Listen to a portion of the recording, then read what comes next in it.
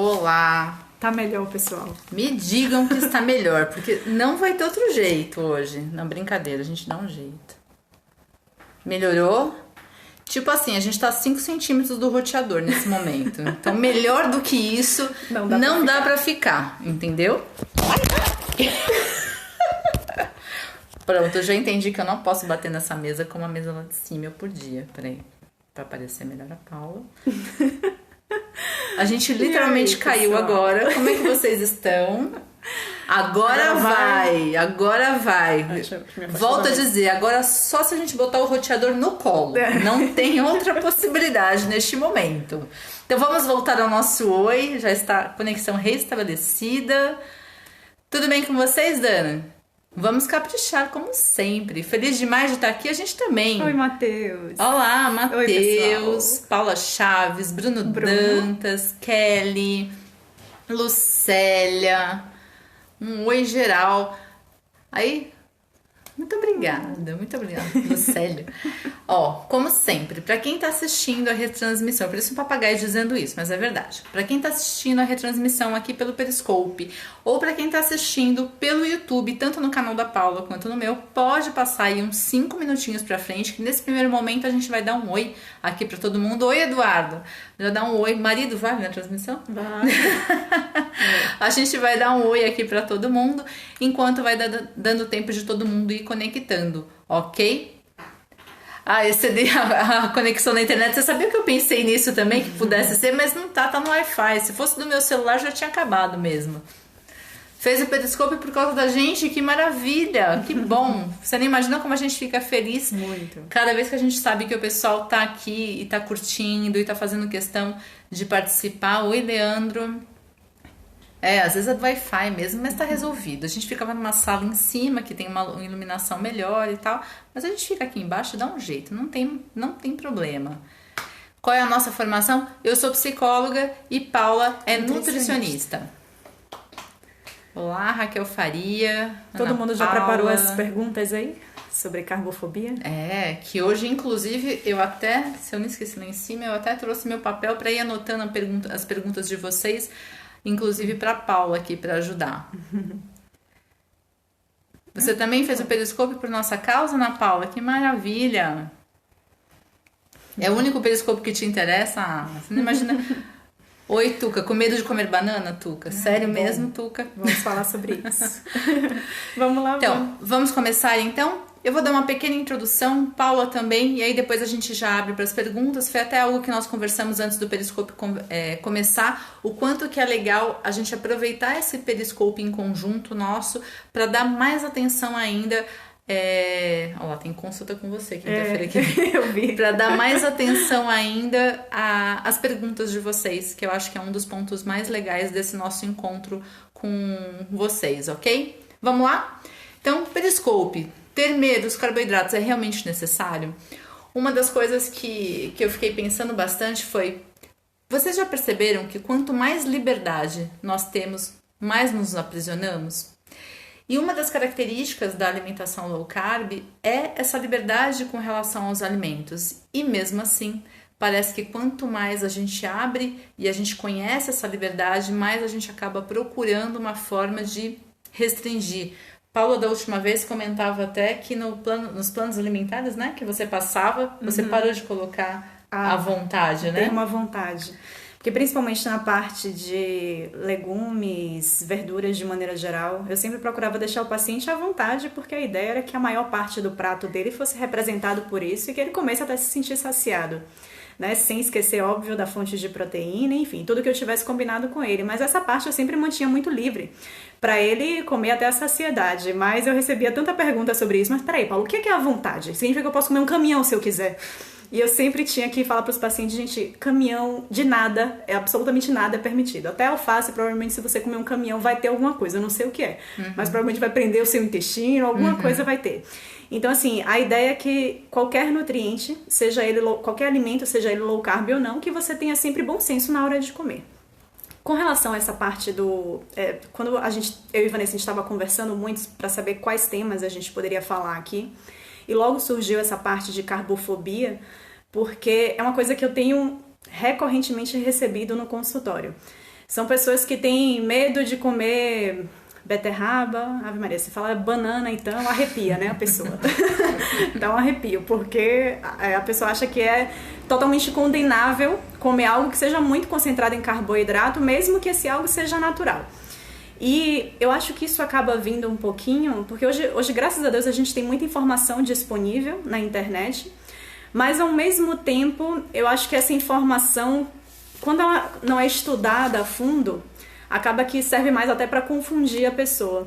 Então eu acho que todo o material disponível sobre o low carb, eu citaria, por exemplo, o blog de Dr. Souto como número 1, né, como referência. Sim. Eu acho que é tanta informação, na verdade, que a pessoa às vezes não tem condições de ler tudo e entender a fundo o que é que aquilo quer dizer. E eu acho que as pessoas passam a entender que, independente do objetivo dela, o saudável é comer pouquíssimo carboidrato.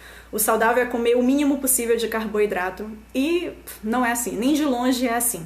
Na verdade, o carboidrato, as fontes de carboidrato, ou seja, óbvio, fontes de carboidratos naturais, tá, pessoal? Eu não vou nem abordar pães, massas, etc. Eu vou falar aqui do que é comida de verdade. Então, batata doce, cenoura, beterraba, até os derivados, digamos assim, de algumas raízes e tubérculos, como a própria tapioca, farinha de mandioca. Tudo isso que é essencialmente fonte, as frutas, né, principalmente as frutas doces, isso pode entrar numa boa na alimentação. Isso é bem interpretado por pessoas que não têm qualquer problema com a metabolização de carboidratos. Então, assim, o que é low carb? A low carb é boa para quem?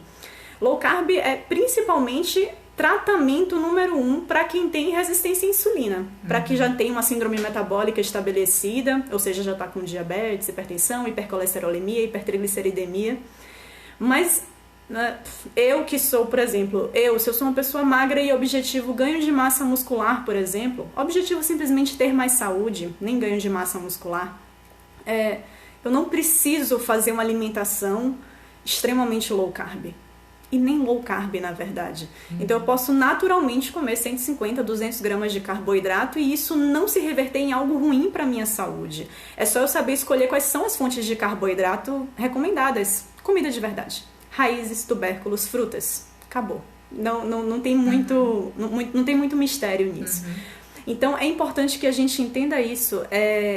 Carboidrato, eles fazem bem pra gente. Sabendo selecionar a fonte, eles são muito benéficos pra gente. Agora, a depender do seu objetivo, vai ser interessante você reduzir. Então, a indicação número 1 é para quem tem problema na metabolização de carboidrato, ou seja, para quem já tem um processo de resistência à insulina instaurado. Como é que a gente mede a resistência à insulina?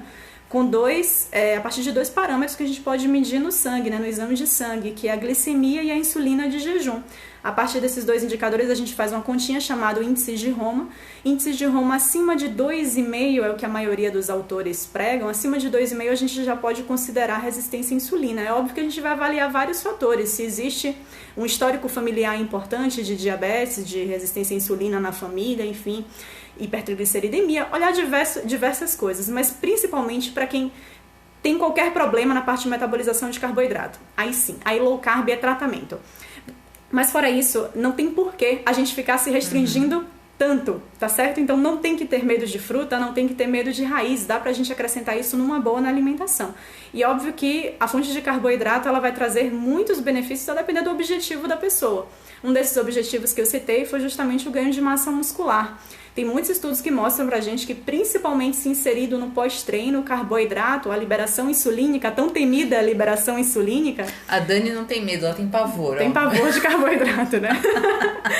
Pois é, mas não tem muito porquê.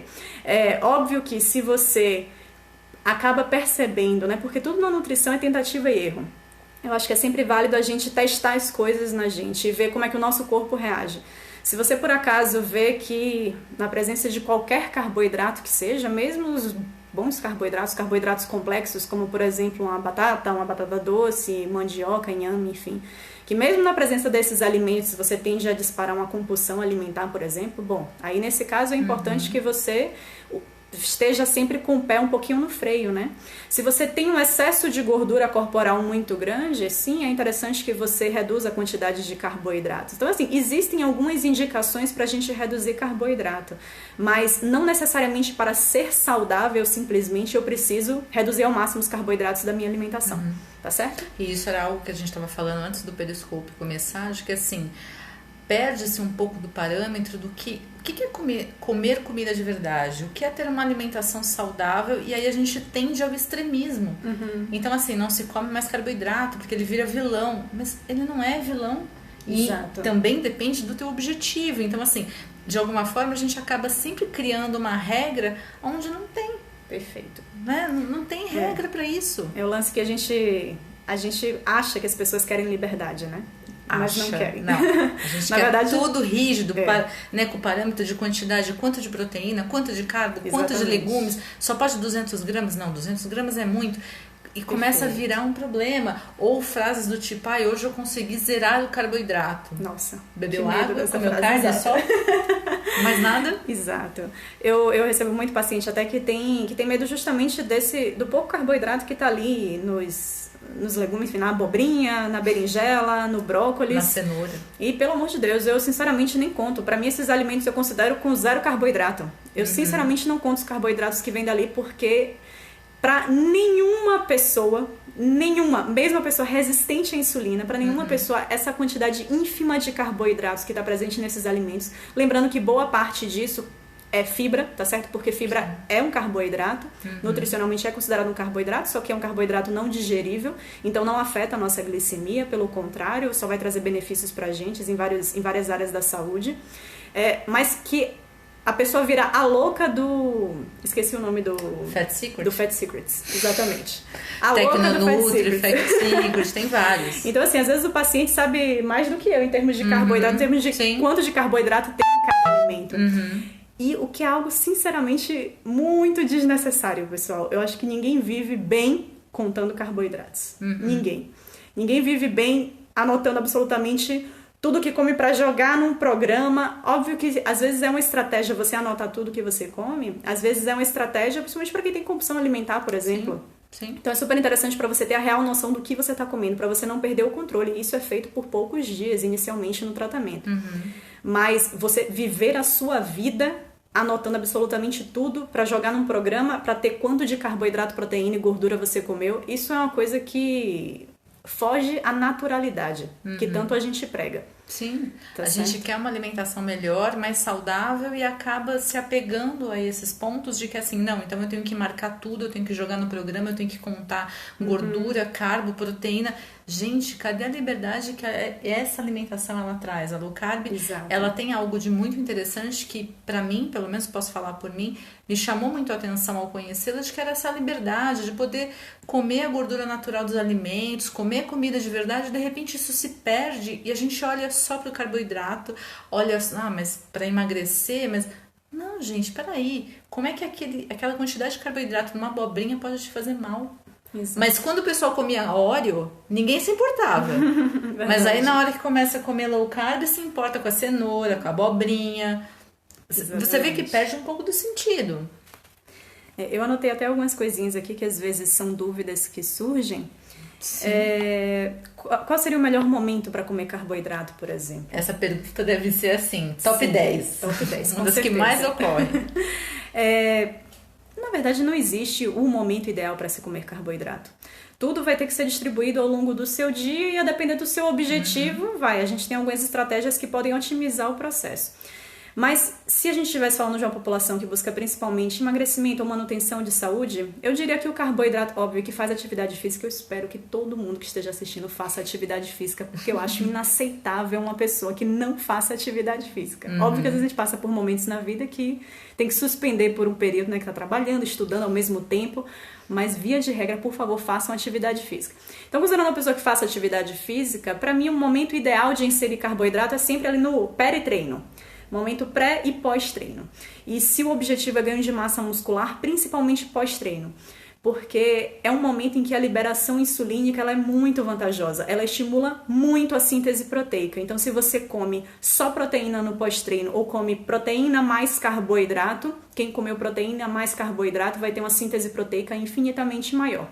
Então, é muito mais interessante para o ganho de massa muscular, tá certo? Na verdade, de maneira geral, independente de quem quer ganho de massa muscular ou não, ou quem quer só emagrecimento, para mim, um dos melhores momentos para se comer carboidrato é no pós-treino. Para o ganho de massa muscular, acabei de explicar. Mas até para quem quer emagrecimento, pensa assim, se você foi treinar. No seu treino, a depender do tipo de treino que você faça, vai ser recrutado principalmente glicogênio muscular, que é a sua reserva de carboidrato que está lá dentro do músculo. Se você gastou essa reserva durante o treino, o que mais o seu corpo quer fazer no pós-treino é repor essas reservas, tá certo? Tanto que o carboidrato que você der, pode ser qualquer carboidrato que for, de boa qualidade ou de má qualidade, nesse momento, bem provavelmente ele vai ser destinado, ele já vai ter endereço certo, ele vai virar glicogênio muscular. Então a chance de você estocar gordura nesse momento é muito pequena, a não ser que, óbvio, você resolva comer um pudim inteiro, o pote de doce de leite. Aí realmente vai estocar todo o glicogênio que você tem no seu corpo, que você gastou durante o treino, e ainda vai sobrar para estocar gordura, tá certo? Mas a insulina nesse momento até que é benéfica, tá bom? No pós-treino. Então seria pra mim o melhor momento. E assim, até pra quem acha que... Fala pro... Ah, tá. Vai anotando aí. Tô anotando. Pra quem acha que tende a surgir uma compulsãozinha quando come carboidrato, eu acho que o melhor momento, na verdade, seria até a noite. Porque aí você come e depois, dali a pouco, você vai dormir. Dormir sempre é uma boa estratégia para não comer. Então, ótimo. Então, se você come carboidrato e sente que dá aquela vontadezinha de comer um pouquinho mais, coma já perto de dormir, tá certo? Vamos lá, deixa eu mostrar aqui pra Paula. Então, ó, uma das perguntas que surgiu é o uso do carboidrato, mesmo para quem quer emagrecer? Mesmo para quem quer emagrecer. Por quê, pessoal? Eu acho que quando as pessoas começam a ler um pouquinho sobre isso, começa a pensar que dieta cetogênica é o que emagrece. Então, assim, eu tenho que baixar ao máximo os meus carboidratos para que eu consiga emagrecer ou para que o meu corpo entre em eficiência máxima de emagrecimento. Não necessariamente, tá certo? Na verdade, a cetose ela ajuda muito porque realmente quando a gente tem corpos cetogênicos circulando no nosso corpos cetônicos circulando no nosso corpo, nossa fome reduz muito, reduz bruscamente. Então a gente passa a ter uma ingestão bem menor de alimentos também. Consequentemente, a gente vai emagrecer com isso. Mas não necessariamente a gente precisa entrar em cetose para emagrecer. A gente consegue, com menos carboidrato na alimentação, consegue emagrecer numa boa. Então, para isso, a gente só vai selecionar quais são as melhores frutas. Aí a gente procura selecionar aquelas que tenham um teor menor de carboidrato, que não apenas coco, abacate e frutas vermelhas, tá certo? Aí seria o extremo, digamos assim, das frutas que são super low carb. Mas não precisam ser só essas, tem tantas outras, kiwi, melão, maracujá, até uma fatia de mamão, tudo vai depender da quantidade, tá? Melancia é boa parte de água, então assim, tem alto índice glicêmico. Índice glicêmico é um termo que, sinceramente, não se aplica muito no nosso dia a dia. E muito mal utilizado. Muito mal utilizado, com certeza.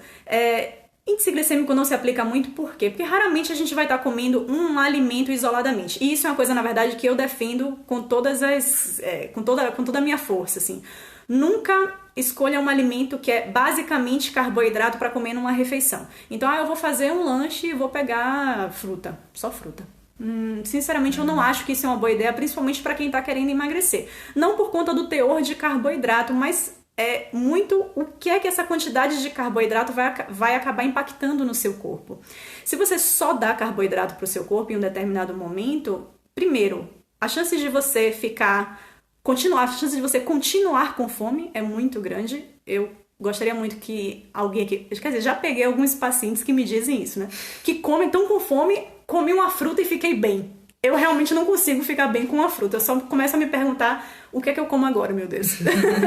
Eu não consigo ficar bem com uma fruta. E é muito por conta disso, porque é só carboidrato e água. Então, meio que não enche barriga, sabe? O que é que enche barriga? O que é que dá saciedade? É proteína e gordura. Então, o mais inteligente é sempre a gente misturar todos os nutrientes. E quando a gente mistura os nutrientes, quando a gente come numa mesma refeição carboidrato, proteína e gordura, acabou esse conceito de índice glicêmico. Porque o índice glicêmico do carboidrato, ou seja, O nível de subida da nossa glicose, a rapidez, digamos assim, com que a nossa glicose vai subir depois que a gente come determinado carboidrato, isso vai ser totalmente alterado quando a gente mistura carboidrato com proteína e gordura.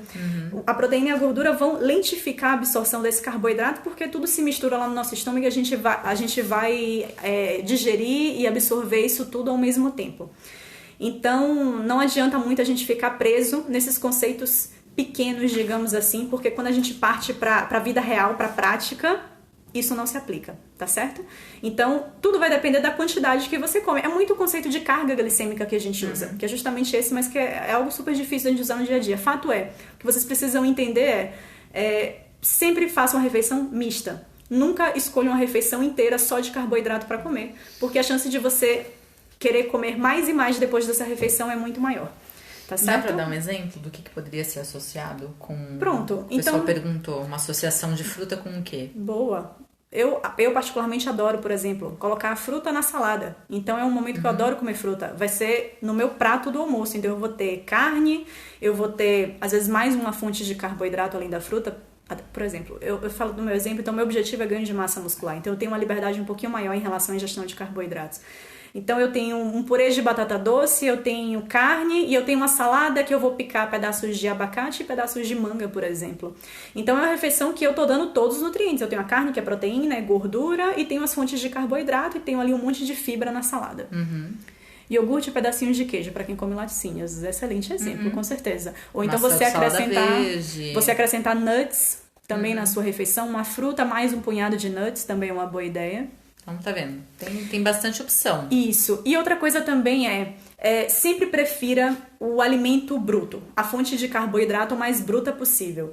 Então, por exemplo, eu devo preferir a mandioca ou a tapioca. Mandioca, claro. Eu devo preferir a fruta ou o suco. A fruta sempre, a fruta intacta. Porque no momento que a gente passa para esses derivados, então eu passo para farinha ou eu passo para o suco em si, eu perco boa parte das propriedades benéficas do alimento. Então, falando no exemplo de fruta e suco, no momento que eu espremi aquilo e coei ainda por cima, perdi todas as fibras. Se eu deixo esse suco na geladeira ainda por um período, às vezes perco boa parte da vitamina, se for uma vitamina muito sensível à luz, ao ar, como é vitamina C, por exemplo. Oxida, né? Pois é, oxida, então eu perco tudo. Então, no final das contas, fiz o meu suco de laranja, bati no liquidificador, coei, botei na geladeira. Quando eu for beber esse suco, ele é basicamente uma fonte de frutose. Ele é basicamente a fonte de açúcar da fruta. Vamos lá, Dani. Laticínios atrapalham o emagrecimento? Senão ela vai enlouquecer se a gente não responder. Dani, depende muito de como você responde a laticínios. Se, por exemplo, não sei se você viu o Periscope passado, mas que eu acabei falando que o queijo ele tem um motivo para ele causar uma certa compulsão alimentar, uma certa vontade de comer enlouquecidamente esse alimento. Então, se pra você funciona dessa forma, é interessante que você não consuma.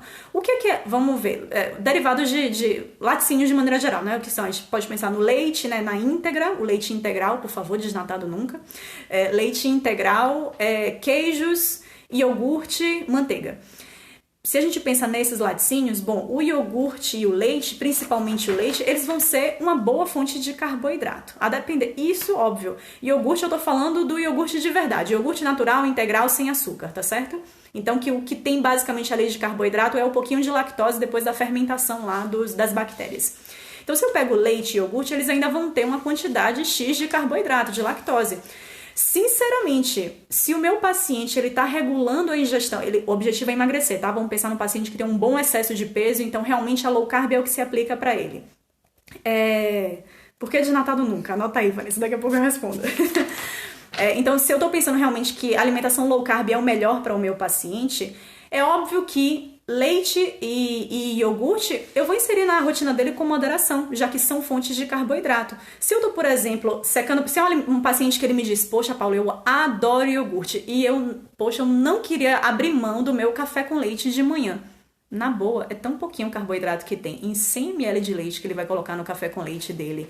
E é tão pouquinho de carboidrato que tem em um iogurte que ele vai consumir no dia, considerando que é um iogurte sem açúcar, né, sem fruta batida, sem nada, que sinceramente isso pra mim não vai atrapalhar em nada. Mas se é um paciente que me diz, eu viro a louca quando eu como um iogurte, me disparam a vontade de comer absolutamente tudo que eu vejo pela frente. Bom, iogurte não é pra você então. Ou então, se eu for beber leite, eu vou beber 500 ml de leite, tá? Então, o leite também vai atrapalhar no seu caso. Mas se você tá perguntando basicamente por esse teor de carboidrato que tem no leite, iogurte, enfim, nos derivados, sinceramente é muito pequeno. Isso dá pra ser encaixado numa boa mesmo numa dieta low carb. Boa! Raquel? Olha, Raquel já tá respondendo com termos aí. técnicos. Um montão de gente perguntou, mas e o carboidrato do kefir? Eu posso responder essa? Pode, com certeza. Gente, eu sou psicóloga, mas essa eu posso responder. Vocês estão preocupados com o carboidrato do kefir e não por ele ser um alimento probiótico? Não tem algum problema na pergunta de vocês? Gente, você está consumindo um probiótico que vai ajudar toda a tua flora intestinal. Exato. E vocês estão se preocupando com a quantidade de carboidrato desse alimento. E não só isso, né? Pense que assim, é a quantidade de carboidrato que restar depois da fermentação dessas bactérias. Ou seja, aonde ele consome a lactose. Exatamente. Ou seja, é algo irrisório, gente. Ou seja, não tem nem que saber quanto que tem de carbo. Perguntaram aí quanto que tem de carbo. Eu vou responder, não me interessa. O que interessa é que é um probiótico. E assim, quem vai tomar kefir é pelos benefícios que ele pode te trazer. Exatamente. E aí, de repente, vocês começam a ficar preocupados com o carboidrato. É o que a gente fala da carbofobia. Não tem necessidade, né? Então, não precisa. Quem quiser doação de kefir aqui em São Paulo, depois me manda um e-mail que eu faço a doação. Wanda Hering também, tem um monte de gente que faz. Quem quer emagrecer precisa necessariamente consumir no máximo 50 gramas de carboidrato? Não, de jeito nenhum. A depender da pessoa, é como eu falei, se é o caso de uma pessoa que, por exemplo, já tem uma síndrome metabólica declarada, já tem diabetes, hipertrigliceridemia e todo o resto, ou se é uma pessoa que está já com resistência à insulina. Se é uma pessoa diabética, aí cabe a gente realmente fazer uma boa redução, principalmente de início. Na verdade, se é uma pessoa que já está diabética, ela vai ter que encarar isso como rotina de vida, como algo para a vida inteira, porque as pessoas, sinceramente, que não são diabéticas, ou seja, se eu tenho, por exemplo, uma resistência à insulina, que é um quadro completamente modificável, então hoje eu posso estar resistente à insulina, e daqui a 3 meses, 6 meses, com alimentação low carb, eu faço meus exames e minha glicemia já está se comportando totalmente... Exemplo, 7 anos de resistência à insulina, eu estou há 10 meses sem medicação. Boa. Excelente exemplo. Então, assim, a partir do momento que você muda a quantidade de carboidrato que você joga pra dentro todos os dias, considerando que você já é uma pessoa doente, já tá com um pezinho, digamos assim, no diabetes, que é o caso da resistência à insulina, você, depois de um tempo, pode já estar com o seu corpo funcionando perfeitamente, ou seja, o seu corpo, ele já vai saber metabolizar esses carboidratos naturalmente, então você vai passar a aumentar a quantidade de carboidratos na sua dieta, você não vai precisar viver em restrição a vida inteira, até porque ninguém vive o resto da vida só comendo coco, abacate e frutas vermelhas. Samantha, eu vi que você tá jantando e pensando na consulta de hoje, viu? Não pensa que eu não vi. Qual carbo compulsivo deve evitar? Carboidratos de maneira geral. Quanto mais simples for o carboidrato e quanto mais adocicado for o sabor do alimento, a probabilidade é que ele te cause uma compulsão alimentar, uma vontade de comer maior. Então, para pessoas que estão em low carb há muito tempo, por exemplo, às vezes até as frutas doces despertam um pouquinho isso. Então, por isso que a ideia de você sempre combinar os carboidratos na alimentação sempre é a melhor saída. Comer uma fruta, por exemplo, como sobremesa. Raramente, quando você faz isso, ou seja, quando você já combinou aquilo numa refeição que está rica em proteína e gordura, raramente isso vai te causar qualquer compulsão alimentar. Mas, via de regra, os carboidratos refinados e principalmente os derivados de farinha. Lembrem sempre, eu não sei se vocês viram, o último Periscope foi muito legal, quem não viu assista lá no canal do YouTube. Então, compulsão alimentar, pessoal, geralmente são alimentos que são uma mistura de gordura e açúcar. E sal de quebra. Mas misturou muito açúcar e muita gordura, isso aí vira problema. Isso aí vira algo que é realmente muito atrativo para o nosso paladar. Uma pergunta que fizeram aqui. Fazer um carb-up, vale a pena? Sim, vale a pena, eventualmente. Óbvio que depende, isso eu acredito que quem perguntou, ou seja, quem já está num protocolo low carb há muito tempo, fazer alguns carb-ups programados, se vale a pena, vale muito a pena. Eu acho super válido até pra gente ativar, digamos assim, a função da leptina. Ficar sem carboidrato 3 vezes por semana funciona? Dá pra ficar sem carboidrato? ficar totalmente sem carboidrato, eu não sei nem se quem perguntou realmente quis dizer isso, zerar carboidrato. Porque zerar carboidrato é algo que não existe, pessoal, considerando que você vai fazer uma alimentação saudável. Porque na alimentação saudável a gente tem vegetais. Então a gente pode até selecionar os vegetais que têm a menor quantidade possível de carboidrato, mas ainda assim eles vão ter um pouco de carboidrato. Então não existe ficar zerado de carboidrato, tá certo? Dentro de uma alimentação saudável. Termina. Assim, mas a pergunta foi o quê? Se ficar 3 dias sem carboidrato por semana funciona? Pode funcionar, depende do que você faz nos outros dias e depende do que é que você faz até nesse dia que você come pouco carboidrato. Você tá comendo quilos de gordura? Provavelmente isso não vai fazer você emagrecer. Então, é sempre um equilíbrio. A ideia é que você use o seu bom senso, coma até você ficar saciada e provavelmente reduzir os carboidratos vai te ajudar a ficar saciada mais cedo. Então, sim, pode funcionar. Uma das perguntas foi que a gente mencionou carb-up. O que é um carb-up, para quem não sabe? Pronto. Carb-up é quando você simplesmente aumenta a quantidade, você vem no esquema low carb e simplesmente pega algum dia para dar um pico de carboidrato, para aumentar a sua ingestão de carboidrato. Não existe necessariamente uma regra de quantos gramas de carboidrato é um carb-up. Não existe isso. A depender do objetivo da pessoa, a gente vai programar uma ingestão de 100 gramas de carboidrato, 150 gramas, depende muito.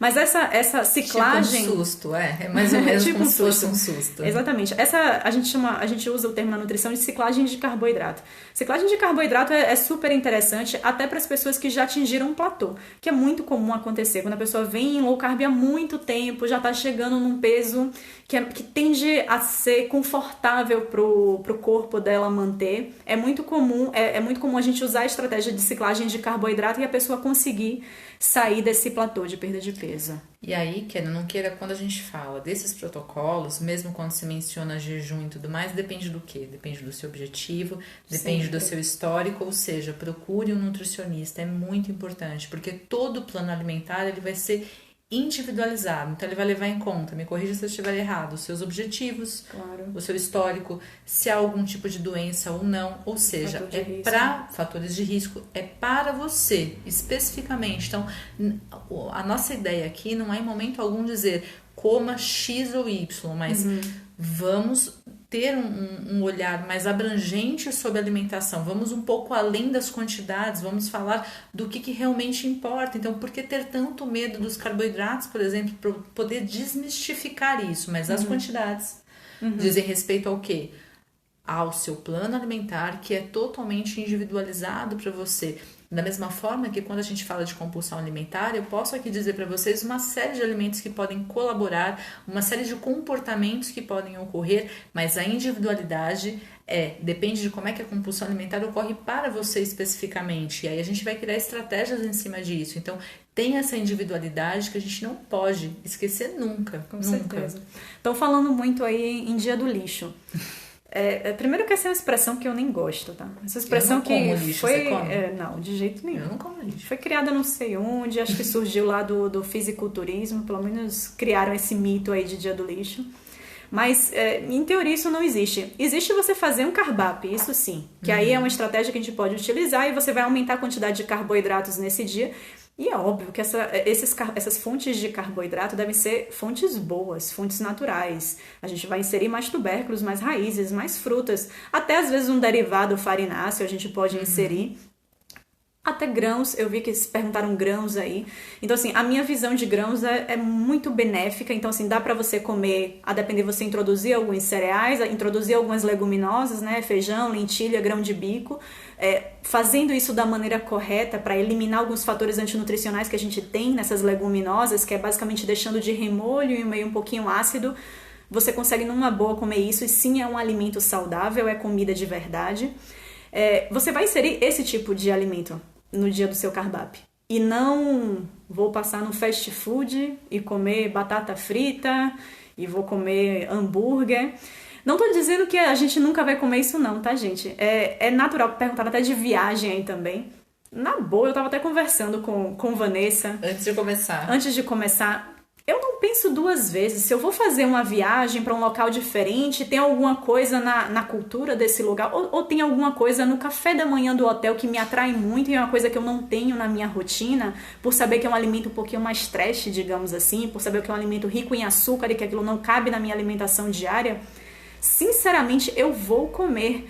Agora, fato é, pra mim, Paula, eu consigo numa boa, no dia seguinte, cometer uma jacada, digamos assim, um dia, e no dia seguinte eu retorno à minha alimentação normal.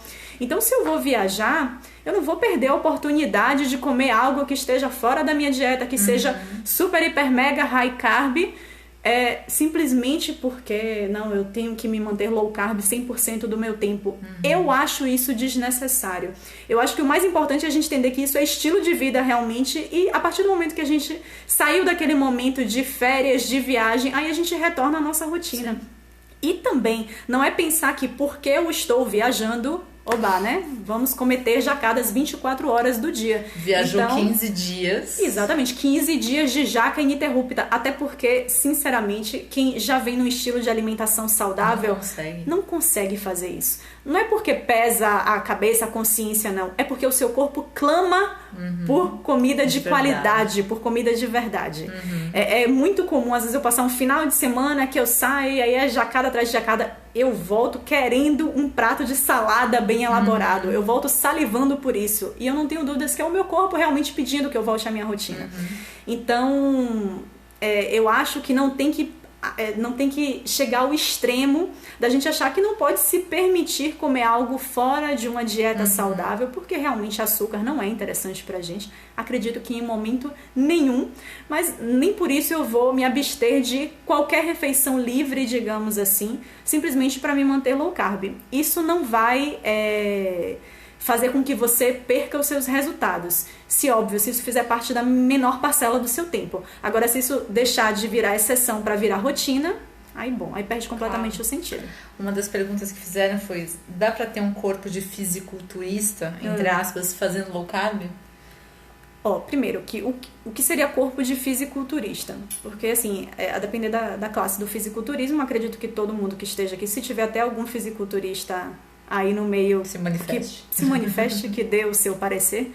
Mas fisiculturismo, existe o uso de anabolizantes para se conseguir um volume de massa muscular grande, acima da média, digamos assim, óbvio.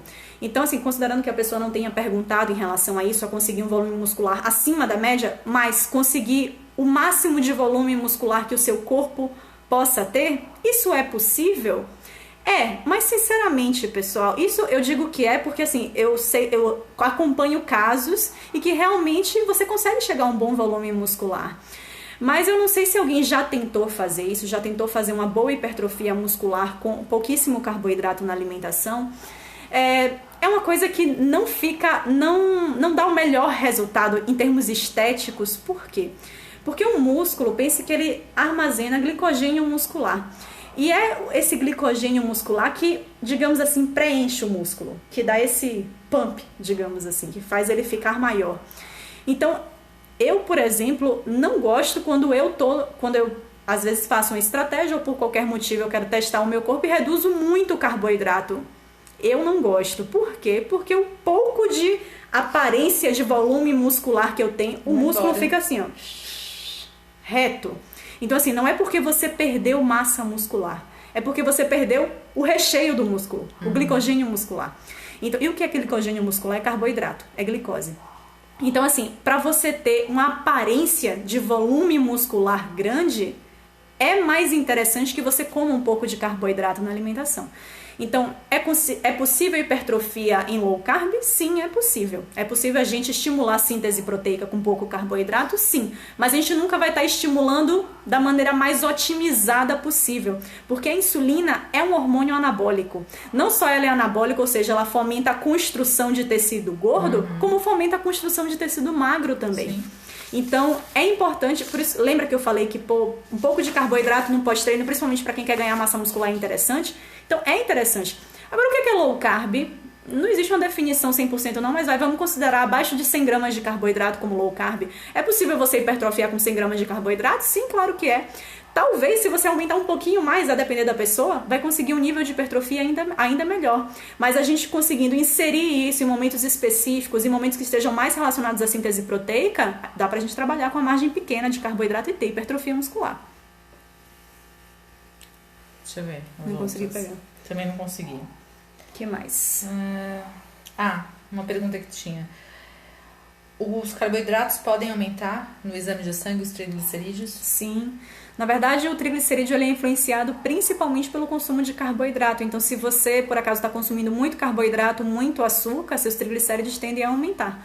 Tanto que qualquer pessoa que está fazendo uma dieta low carb, é natural, ao longo de 3 meses, 4 meses, seus triglicéridos começam a cair vertiginosamente. Meus triglicéridos, antes de começar a fazer uma alimentação um pouco mais reduzida em carboidrato, sempre estavam na faixa de 150, que é o limite superior. E no meu último exame, que foi no final do ano passado, deu 43. Sim. Olha lá, tá com 77. Isso aí, Bruno. Pois é, tá, é isso aí. E vai baixar muito mais. Provavelmente vai chegar a 50. Tudo depende do seu nível de restrição de carboidrato. O colesterol bom também é afetado. Quando você está numa dieta low carb, a probabilidade é que o seu colesterol bom suba. Tá certo? Automaticamente, né? Uhum. Por causa das boas fontes de gordura, né? Tem como chegar a 12% de gordura corporal na low carb? É um homem Dani que tá perguntando. É um homem não, é uma mulher, né? É a Daniela. Tem nome e sobrenome, Daniela. Dani, tem como chegar a 12%? 12%, na verdade, Dani, é o mínimo recomendado para mulheres. Abaixo disso, a probabilidade é que você comece a ter distúrbio hormonal, que você fique amenorreica, que você pare de menstruar. E aí você começa a ter um monte de distúrbio hormonal. Então, sinceramente, não sei se você tem esse objetivo, mas não queira chegar tão pouco, não. 12% é muito pouco. Talvez para uma mulher chegar a 15%, caramba, uma mulher com 15% de gordura já tem um shape assim lindo, sabe? Não tem por que chegar a menos do que isso. E vamos combinar que uma mulher com 15% sem bruxaria... Pois é muito difícil. Mulheres foram feitas para ter gordura no corpo, pessoal. Então, assim, não é à toa que mulheres têm mais seios, têm um quadril avantajado. Não é à toa que são as mulheres que engravidam. Exatamente. Então, assim, é importante que a gente tenha gordura no corpo. E, naturalmente, uma mulher vai ter muito mais gordura que um homem. 12% já é um nível de gordura corporal realmente de homem. É muito difícil. Quando vocês virem uma mulher com volume muscular muito grande e barriga chapada, assim, desconfie. Óbvio que tem mulheres que têm uma genética naturalmente muito boa, que naturalmente tem uma quantidade de hormônios anabólicos circulantes maior. Mas é muito difícil. Mulher com barriga, com que você puxa e só vem a pelanca, assim, é muito difícil que isso tenha sido atingido sem uso de absolutamente nada de hormônios anabólicos. Muito, muito difícil. E eu acho que também é importante essa pessoa se questionar assim, por que desse número de 15%? O que isso representa? Exato. E como é que é manter isso? Porque tem isso também, né, Paula? Muitas vezes você chega nos seus 15%, nos seus 12% de gordura, mas assim, você passa a não ter vida, né? Porque você não pode comer praticamente nada para poder manter. Então, assim, eu acho que vai um pouco além só desse shape. Mas pra que isso? Qual é a motivação para isso? E como é que é manter isso? Será que você consegue ter vida mantendo 15% para uma mulher?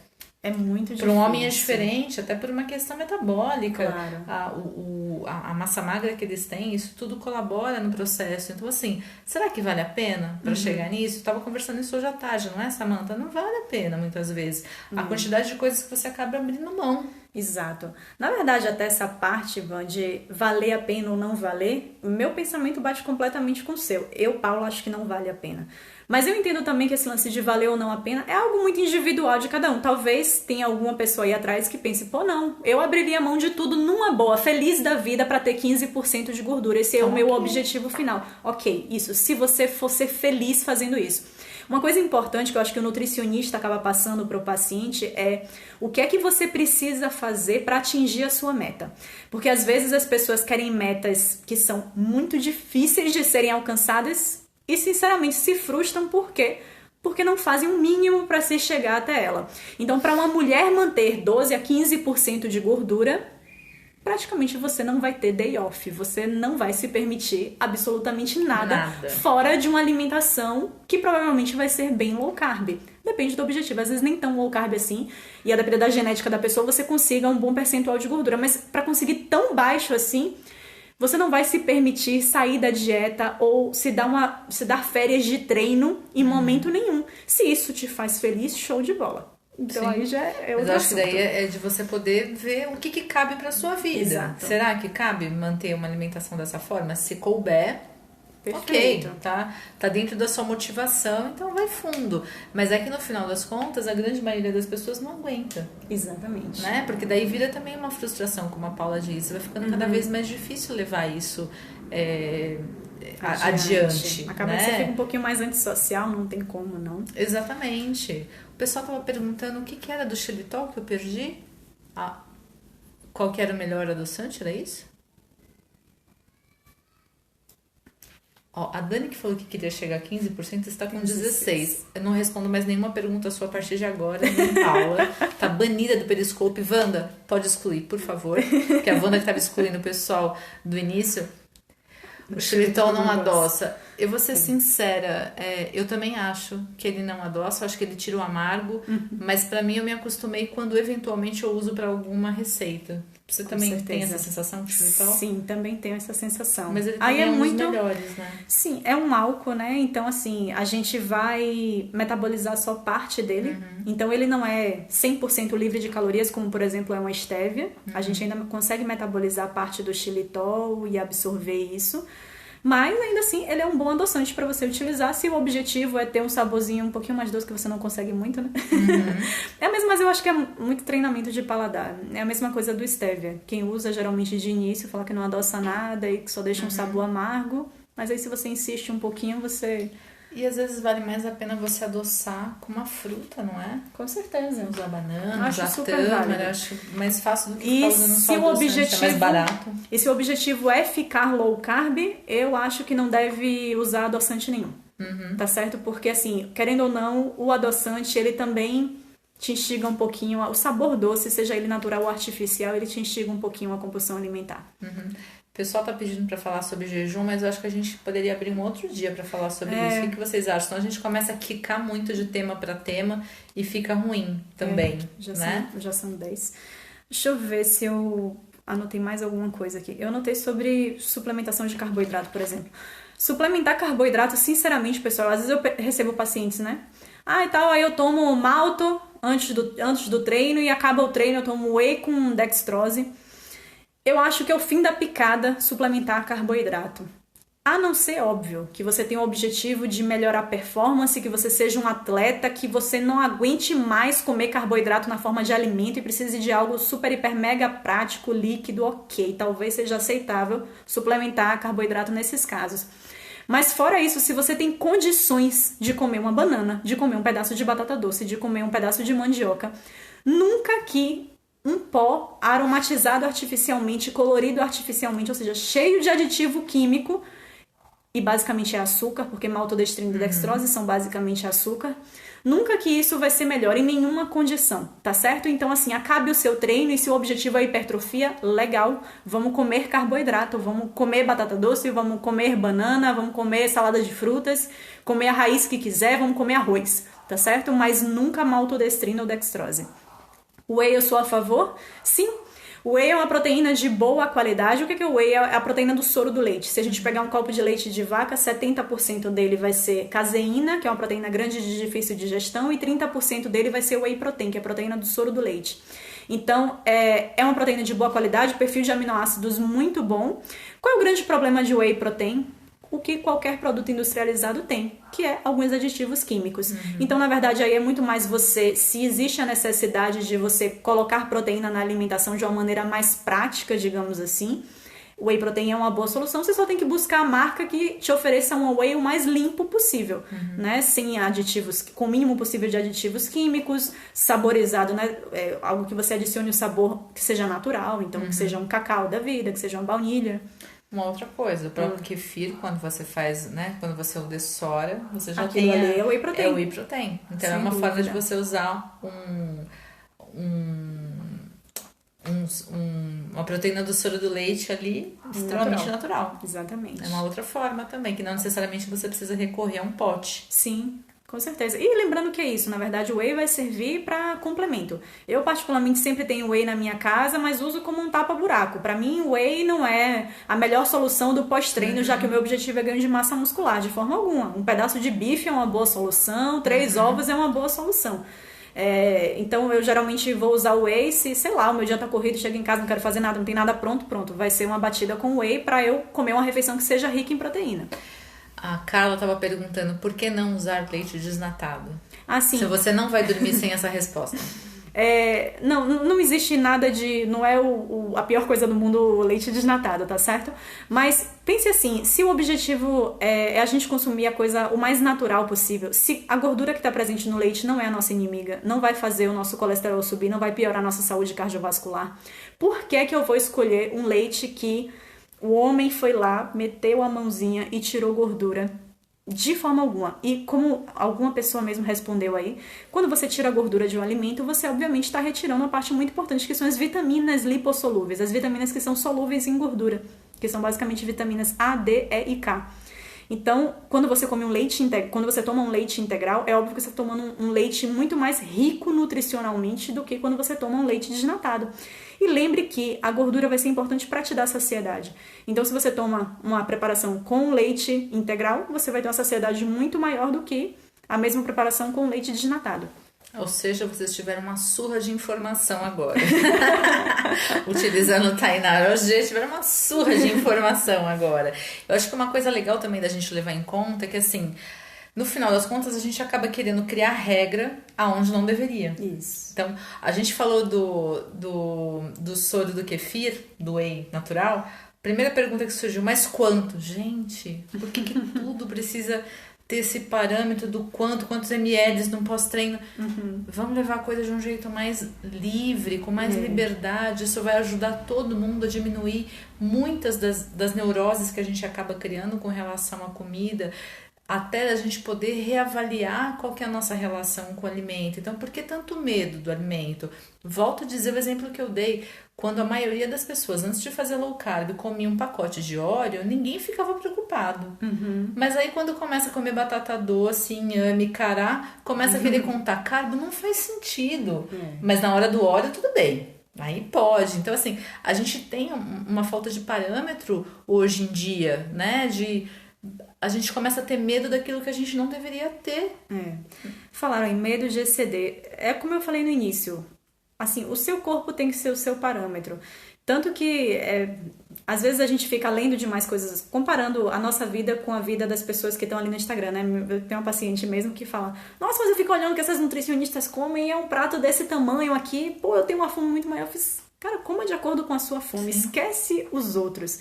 Então, assim, se você seguir o seu bom senso e a sua fome, a gente vai ver até que ponto isso vai dar certo. É óbvio que às vezes você pode até estar com um conceito um pouquinho deturpado de quanto é a sua fome, de quanto de volume você tem que comer para ficar satisfeito, pode.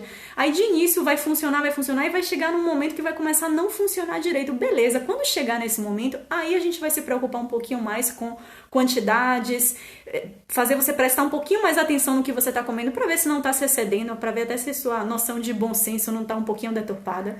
Mas é muito mais importante, é importante que você teste e veja qual é o resultado disso com você.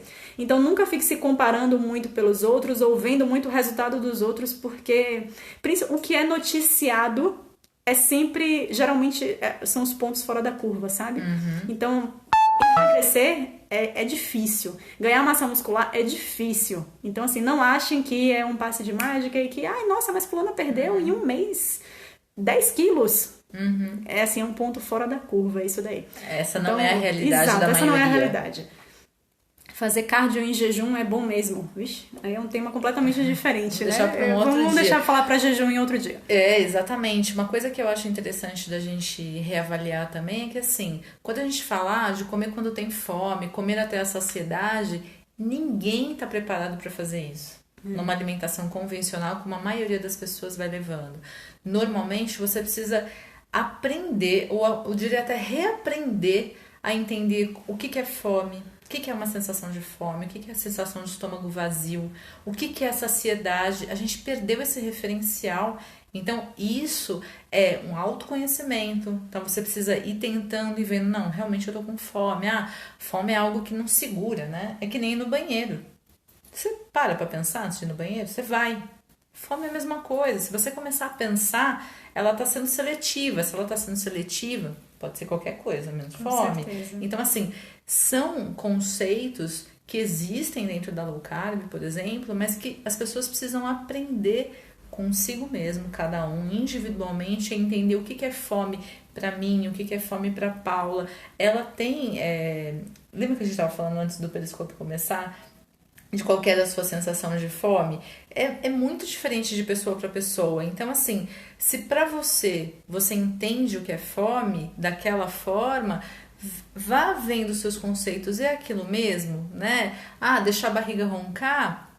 Sim, pode ser uma das formas. Perceber que de repente você não consegue pensar em outra coisa que não seja eu preciso comer nesse exato momento.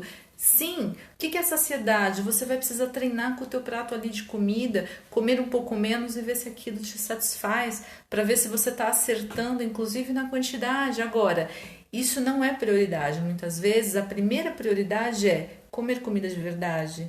Depois, se ambientar com as gorduras dentro da low carb, sem que coma só gordura, né, Paula? Sim. Que acho que é um dos maiores erros que a maioria dos pacientes faz. Muita gente hoje em dia lê sobre low carb e perde um pouco da mão, porque chega comendo gordura, né? Não come comida, come gordura. Com certeza. Adiciona gordura em tudo, né? Sem necessidade. Eu não consegui ver a pergunta.